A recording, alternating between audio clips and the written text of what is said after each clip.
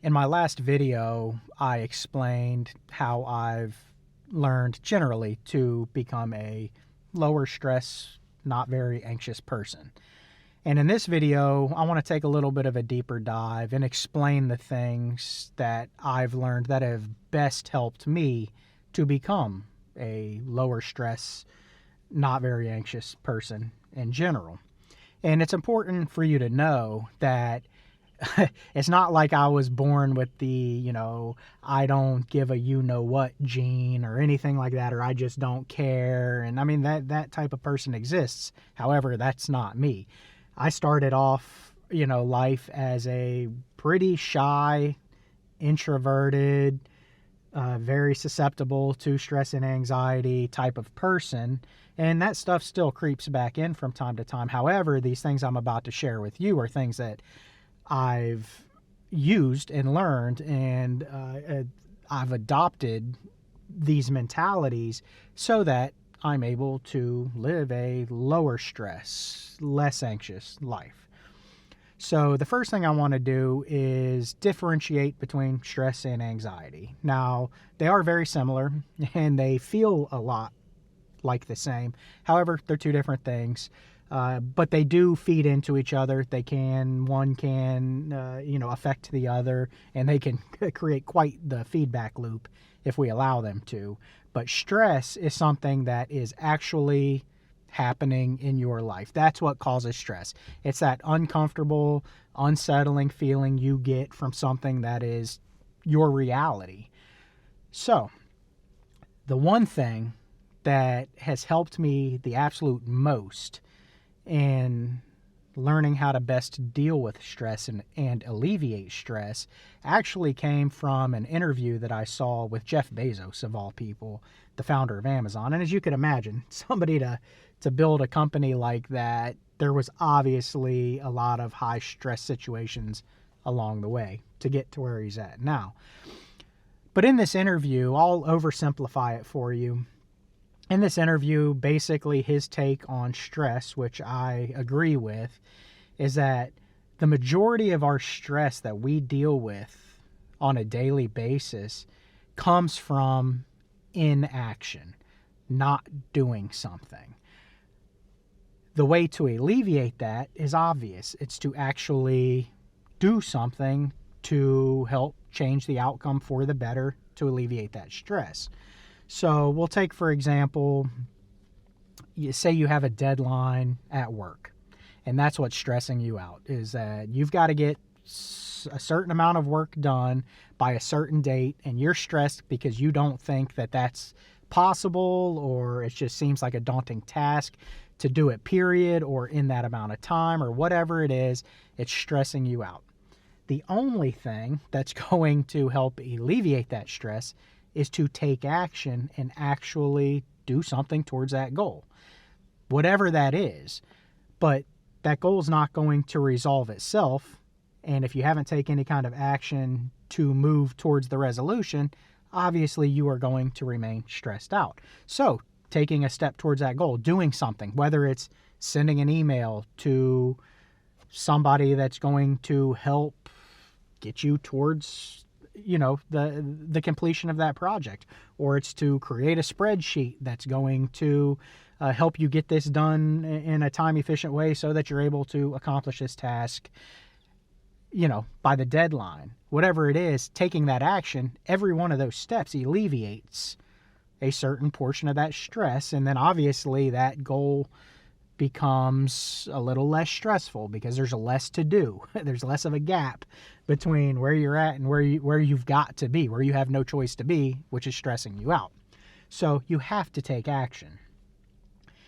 Now, anxiety to me, a very similar feeling. It's a very uncomfortable, unsettling feeling, but it comes from not something that's necessarily your reality, but something that you're worried about could possibly happen.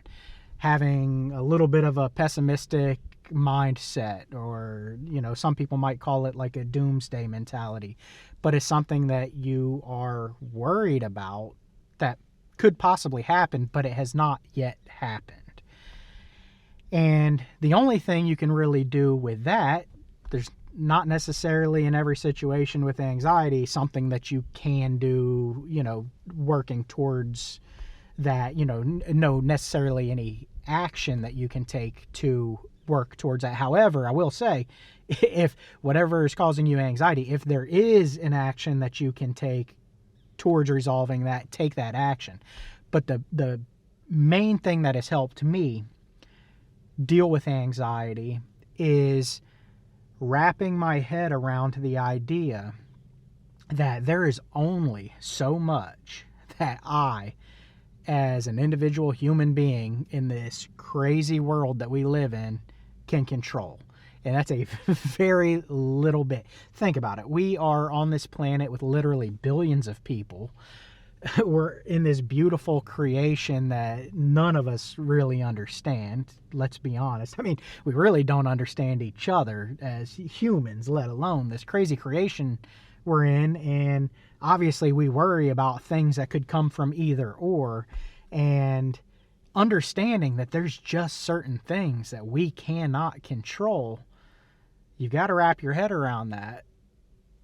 That really helps a lot. Understand, worrying about it is going to do you absolutely no good. Feeling unsettled and uncomfortable about something that has not yet happened, even if all of the context clues around it say that it is probable that it's going to happen, doesn't make a difference. None of us know what's actually going to happen 1 second from now. So wrapping your head around wrapping my head around that has really helped me understand in times of anxiety, look, there's nothing that I can do that's going to change. At least worrying about things is not going to do anything to change anything. So what's helped me with both of these subjects, that's far more important than anything that I just explained, though those are important and they helped me. What's helped me far more than that is I am a person of faith. I am a Christian. I believe in God. I believe in the Bible. And Scripture, which I trust, has taught me that worrying about things, and Jesus said this, worrying about things will not add a moment to your life.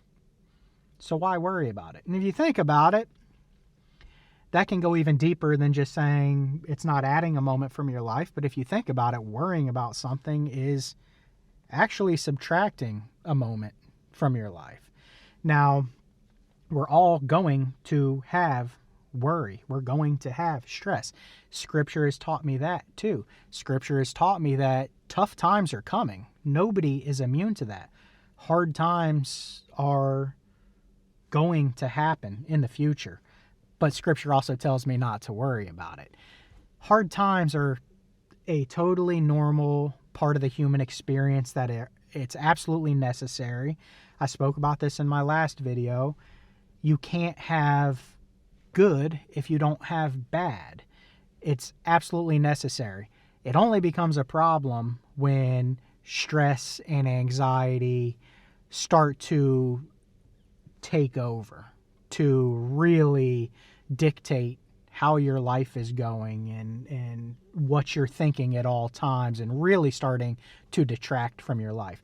But a certain level of stress and anxiety, understand, is absolutely necessary. It's part of the human experience. We all deal with it. Scripture has also taught me, and experience has also taught me, that God will not necessarily get you out of a situation, but He will certainly get you through a situation. The biggest takeaway from all of this is really, don't worry about what you can't control. Don't stress about what you can't control. The things that you can control, take the action that you can take to resolve whatever it is that's stressing you out. Scripture tells us as well, and this is very important to remember, we have to take action. We have to do things to make things right in our life in general. Scripture tells us that, God provides for all of the creatures. He makes sure there's enough food for even all of the birds. But he doesn't drop worms in their nests. That's all I got for you today. Good talk.